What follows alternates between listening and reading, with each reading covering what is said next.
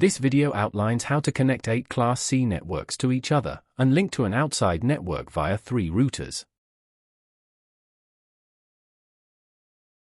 The 8 Class C networks to be set up are shown here, along with a single Class A/29 subnet for inter-router connection.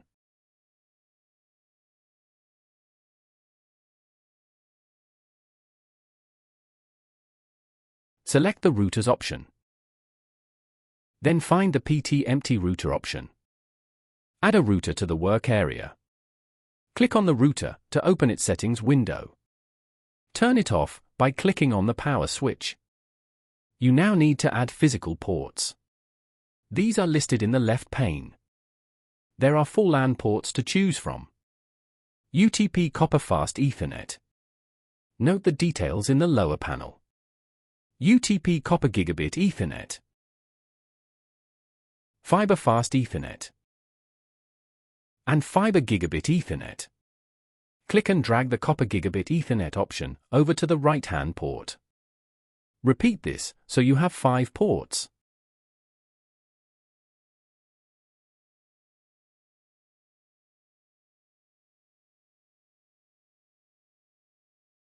It is good practice to cover empty ports, so this is the next task. Select the cover from the options and cover the remaining ports.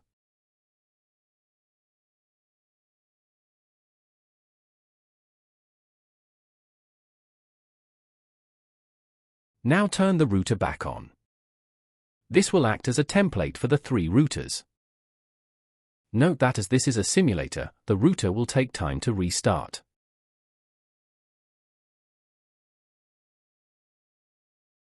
You can change the name of the router as done here.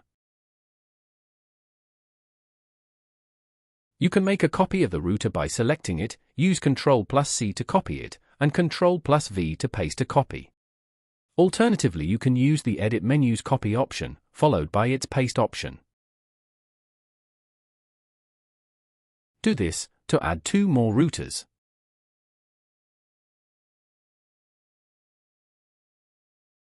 Position and rename them as desired to aid identification.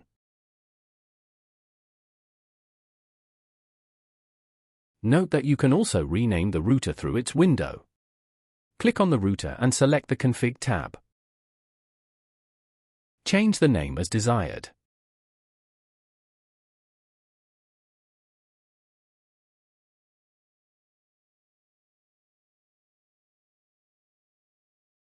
The 3 routers are ready for physical connections to switches via UTP cables.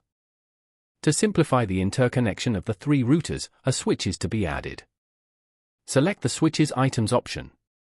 Then add a PT Empty switch. Rename the switch to your desired name.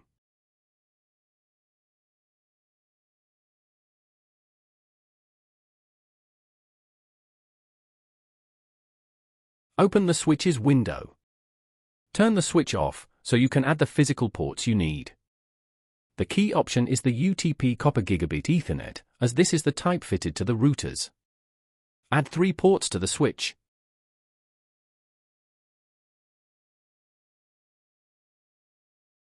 Now, for correctness, add covers to the other ports.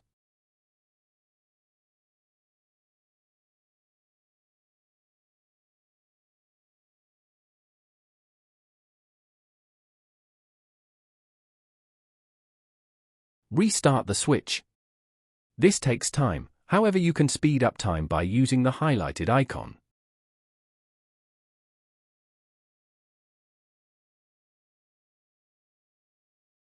Select the Connections option. Then select the Copper Straight-Through connector. Connect one end to the Gigabit Ethernet 0/0 connector of the main router. Connect the other end to the Gigabit Ethernet 0/1 connector of the switch. Repeat the process to connect the other 2 routers to the switch. Connect one end to the Gigabit Ethernet 0/0 connector of the first router. Connect the other end to the Gigabit Ethernet 1/1 connector of the switch. Next, connect one end to the Gigabit Ethernet 0/0 connector of the second router. and the other end to the Gigabit Ethernet 2/1 connector of the switch. The physical connections for the 3 routers and main switch are now complete. Return to the Switches option section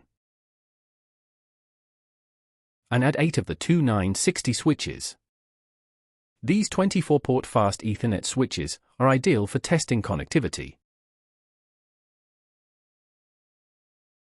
You can use copy and paste to add the remaining switches, or simply drag them from the options section as shown here.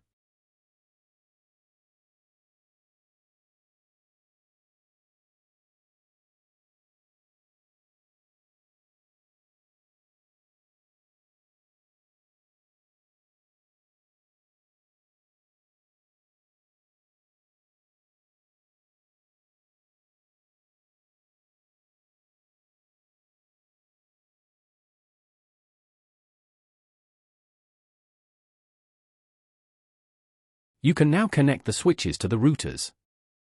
Use straight-through copper cable. Connect a switch 1 gigabit port to the router 1's gigabit Ethernet 1/0 port.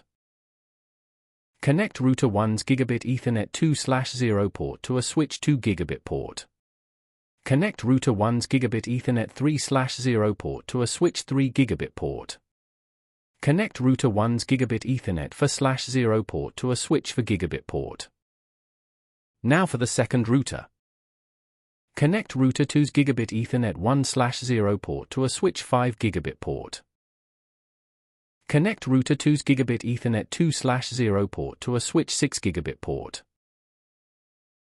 Connect router 2's gigabit Ethernet 3/0 port to a switch 7 gigabit port. Finally, connect router 2's gigabit Ethernet 4/0 port to a switch 8 gigabit port. The physical layer to the network switches is complete. Select the End Devices option and drag 9 PCs to the work area, as shown.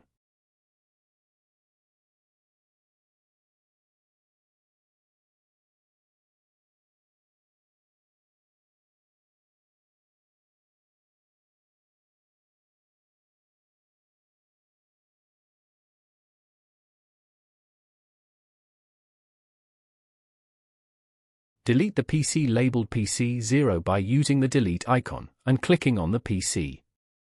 Cancel the delete tool by clicking on the select icon. Reposition the PCs as desired.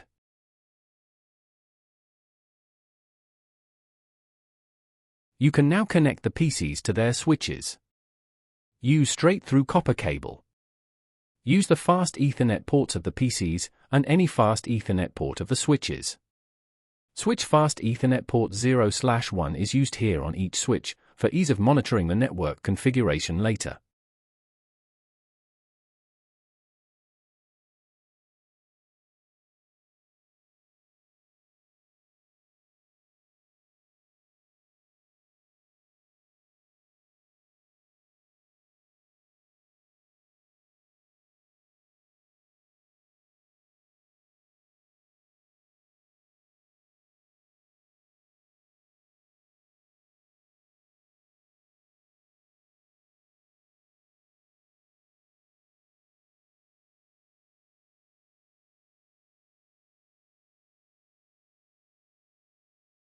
All network cabling for layers 1 and 2 is complete. If using indicators, then your design should look like this. The red indicates that the router ports have not been turned on yet. This will be done during the IP configuration stage.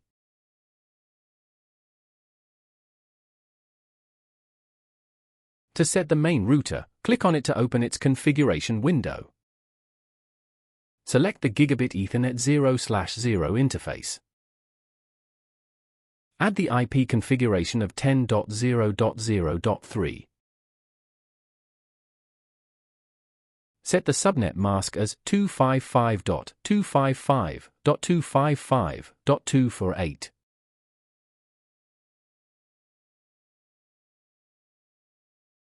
Turn the port on. Close the router's window. Open the first router's window. Select the Config tab. And select the Gigabit Ethernet 0/0 port. Add the IP configuration of 10.0.0.1. Set the subnet mask to 255.255.255.248.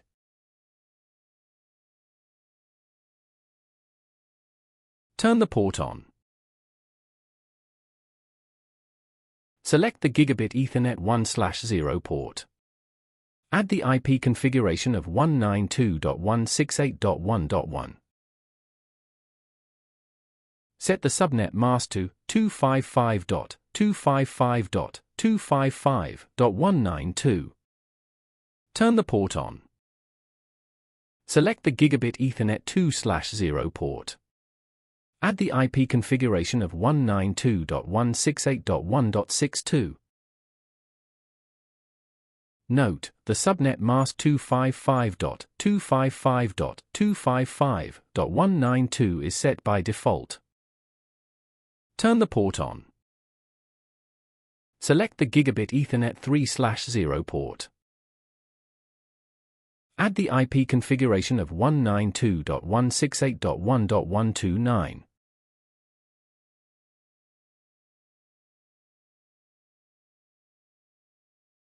Accept the default subnet.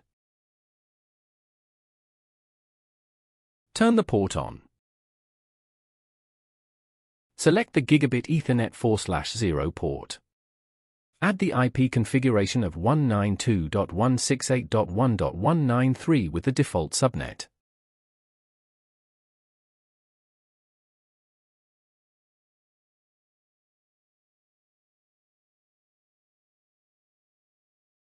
Turn the port on. Close the window. The first router's ports are set. Open the second router's window. In the Config tab, select the Gigabit Ethernet 0/0 port. Add the IP configuration of 10.0.0.2.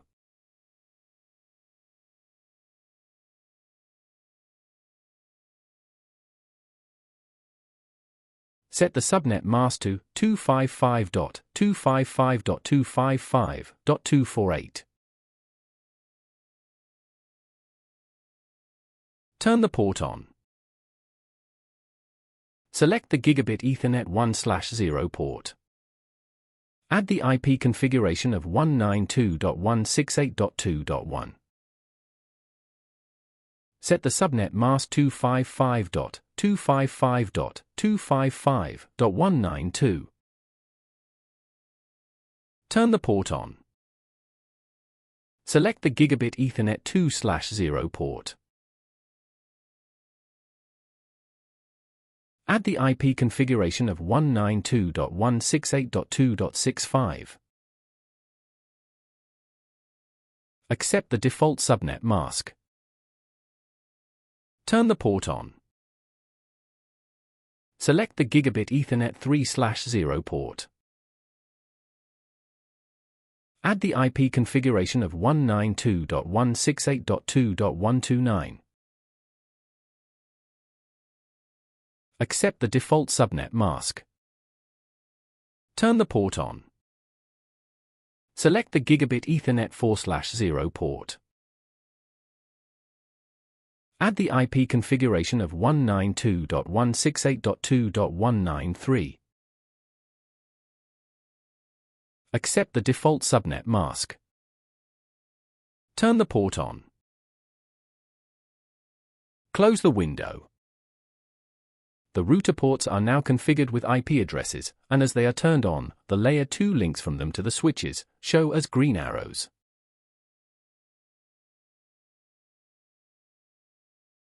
Setting the IP addresses of the PCs should be done through their respective Windows Desktop tab using the IP configuration option. Access the IP config section for PC1. Set the static address to 192.168.1.62. Set the subnet mask to 255.255.255.192. Set the default gateway to Network 1's router address, 192.168.1.1. Close PC 1's window. Repeat for PC 2. Set the static address to 192.168.1.126. Set the subnet mask to 255.255.255.192. Set the default gateway to Network 2's router address, 192.168.1.65. Close PC 2's window. Repeat for PC 3. Set the static address to 192.168.1.190.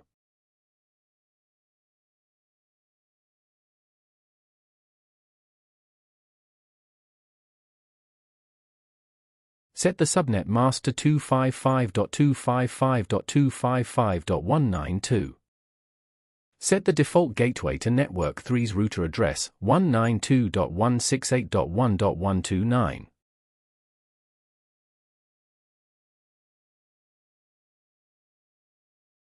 Close PC 3's window. Repeat for PC 4. Set the static address to 192.168.1.254. Set the subnet mask to 255.255.255.192. Set the default gateway to Network 4's router address, 192.168.1.193. Close PC 4's window. Repeat for PC 5. Set the static address to 192.168.2.62.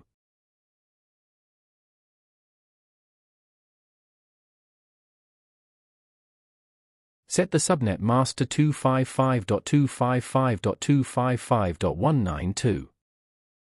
Set the default gateway to Network 5's router address, 192.168.2.1. Close PC 5's window. Repeat for PC 6. Set the static address to 192.168.2.126. Set the subnet mask to 255.255.255.192.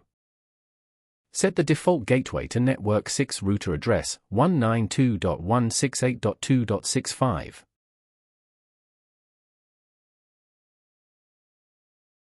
Close PC 6 window. Repeat for PC 7.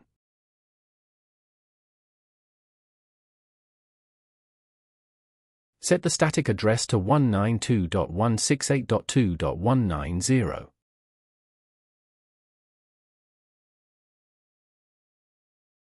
Set the subnet mask to 255.255.255.192.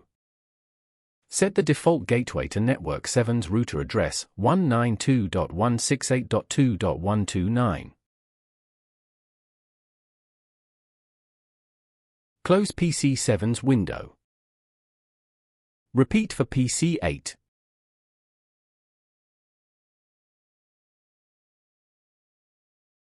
Set the static address to 192.168.2.254.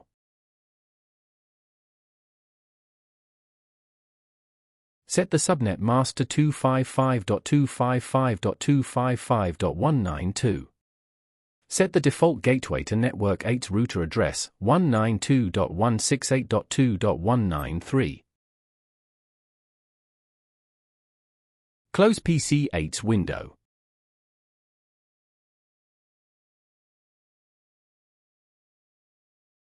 Now the settings can be tested to see which systems can communicate. This is best completed using the command prompt's ping. Open PC 1's command prompt. Enter ping 192.168.1.126 to test the link to PC2. PCs 1, 2, 3 and 4 share the same Class C network although they are on differing subnets, and router 1 knows about this network. Note that the first packet fails, but the other 3 are successful. Enter ping 192.168.2.126 to test the link to PC6. PCs 5, 6, 7, and 8 share a different Class C network to PC1, although they are on differing subnets, but router 1 does not know about this network, hence the destination unreachable result.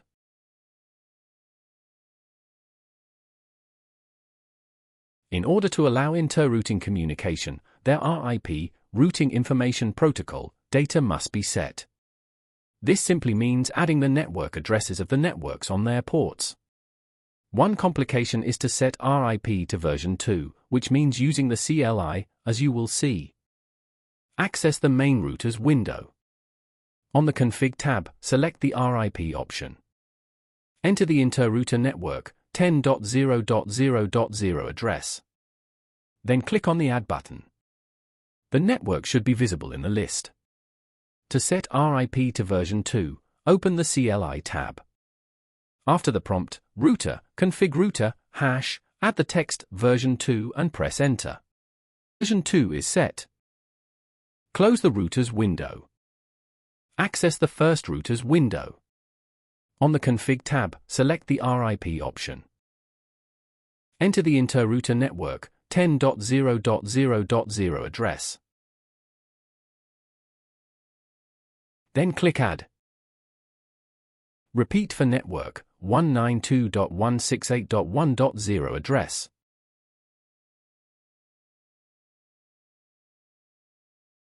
Then click Add. Note that RIP only needs to know this Class C network on this router.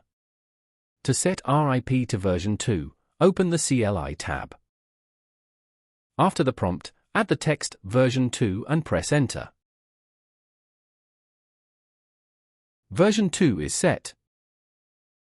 Close the routers window. Access the second routers window. On the Config tab, select the RIP option. Enter the interrouter network 10.0.0.0 address. Then click Add. Repeat for network 192.168.2.0 address. Then click Add. Again, RIP only needs to know this Class C network on this router. Open the CLI tab. After the prompt, add the text version 2 and press enter. Version 2 is set. Close the routers window.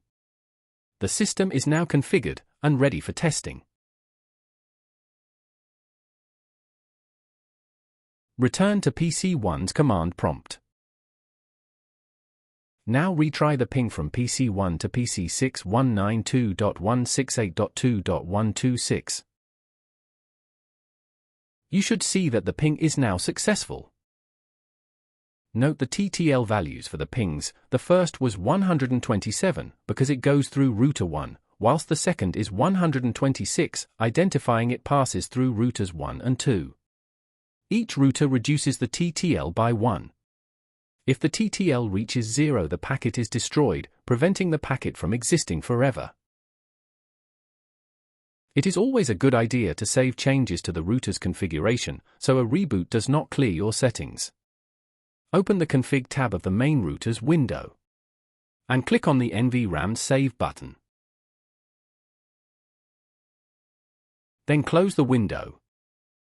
Repeat this for the two other routers.